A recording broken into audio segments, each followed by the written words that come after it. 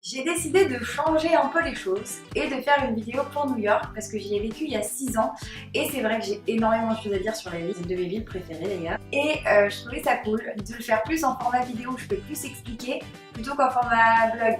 Mais je pense que j'écrirai quand même J'écrirai quand même quelque chose dessus, voilà. Aujourd'hui, je vais vous parler de 5 choses à faire à New York en extérieur. Et nous retrouvons le Top of the Rock. Pour moi, c'était la plus belle vue de New York jusqu'à ce qu'ils te foutent des tours de 300 mètres juste devant la vue de Central Park. Pourquoi ? Là, ils ont mis 2 tours devant Central Park qui n'existaient pas avant quand moi j'y habitais. Et je trouve ça hyper dommage. Du coup, c'est pas grave parce qu'il y a quand même la vue de l'autre côté qui est la vue de l'Empire State Building et qui est quand même la plus belle vue pour moi qu'il y a sur l'Empire State. Et je trouve que la vue du Top of the Rock est mieux que la vue qui est d'en haut de l'Empire State. Parce que quand tu es sur le Top of the Rock, tu le vois l'Empire State, Mireille. Que quand tu es sur l'Empire State, tu ne le vois pas. Logique. Et il y a aussi des personnes qui m'ont demandé où est-ce que j'avais pris mes photos Instagram. Donc cette photo-ci et cette photo-ci. Donc la première photo, je l'ai prise sur une des vitres qui se trouve au Lower Deck. Donc le Lower Deck en fait c'est le premier étage quand vous vous arrêtez avec l'ascenseur. Et c'était exactement la deuxième fenêtre. C'est très précis Mireille, voilà. Et la deuxième photo donc qui est celle-ci. La personne qui a pris la photo était au dernier étage, donc celui qui est accessible par les escaliers. Et moi j'étais au deuxième étage, donc celui qui est accessible par les escalators. La question que tout le monde se pose, c'est mais comment as-tu fait pour qu'il n'y ait personne sur ta photo? Il y a toujours plein de monde. Oui, ah ouais, j'ai été à 8h. Et à 8h, les gens ne sortent pas faire de visite. Voilà, pensez-y si vous avez envie d'aller au Top of the Rock ou n'importe où à New York ou dans le monde, les gens ne font pas les visites tôt. Donc si vous voulez être seul, allez-y tôt. Voilà. Deuxième point, pour Brooklyn Heights, Dumbo et le Brooklyn Bridge.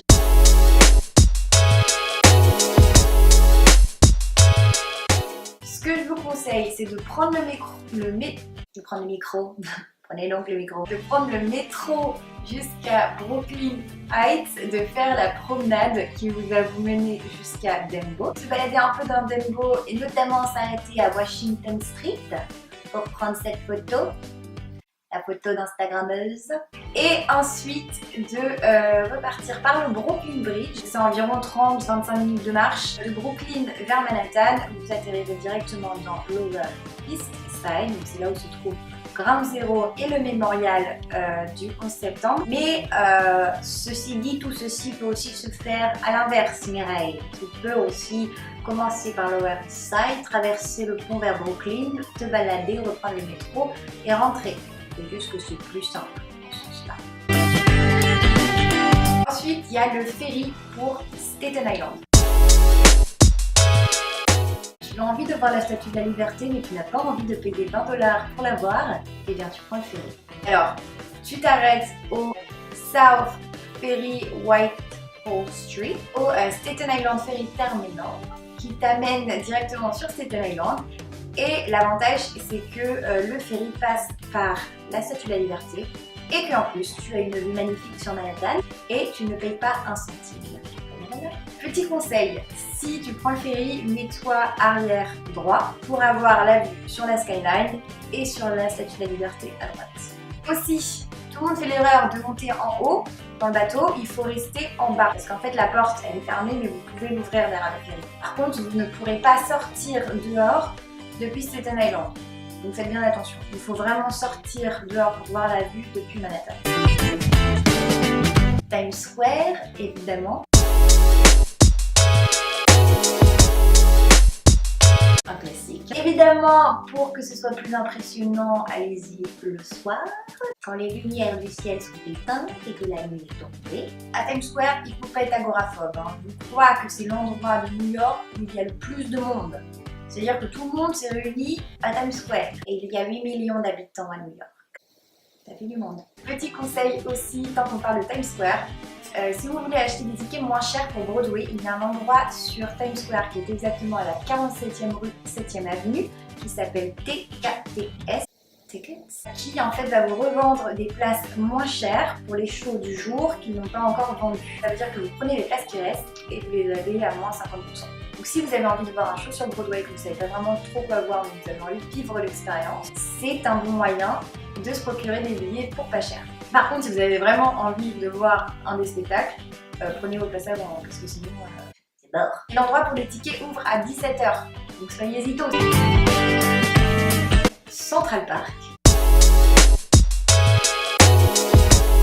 Vous pouvez le faire à pied ou à vélo. Nous, on a décidé de le faire à vélo. On a loué les vélos au 208 West 80e rue, dans l'Upper West Side. On n'a pas voulu louer sur les marchands qui étaient sur le côté de Central Park parce que tout simplement, celui que je viens de dire, c'était celui qui était écrit justement sur le site de Central Park et il est extrêmement peu cher puisque une heure c'est 15 $ et ensuite c'est 5 $ par heure si vous faites plus d'heures.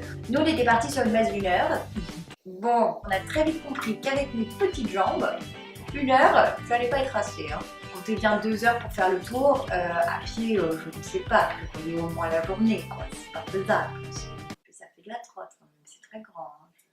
En parlant de parc, il n'y a pas que Central Park qui est magnifique à New York, il y a aussi Bryant Park, Washington Park Square, Madison Square Park, il y en a plein qui sont magnifiques et en plus si vous avez la chance d'y aller à la période de Noël, il y a tous les marchés de Noël qui sont installés quasiment sur tous les parcs, notamment à Union Square, à Bryant Park et à Columbus Circle et je crois qu'il y en a d'autres aussi un peu partout. En conclusion, New York est une ville qui se découvre à pied, donc n'hésitez pas à marcher dans Soho, dans le Meatpacking District, dans Greenwich Village, dans Leeds Village, dans Tribeca, dans ce que vous avez envie et de prendre le métro le moins possible. Aussi sachez qu'on a le poignet, donc prenez des bonnes chaussures, je sais de quoi je parle, je suis rentrée en boitant à partir du 3e jour. Voilà. Si vous avez aimé la vidéo, n'hésitez pas à vous abonner à la chaîne puisqu'il y a une série New York qui arrive puisque je vous ai uniquement parlé de ce que vous pouvez faire en extérieur. N'hésitez pas à liker la vidéo et je vous dis à la prochaine.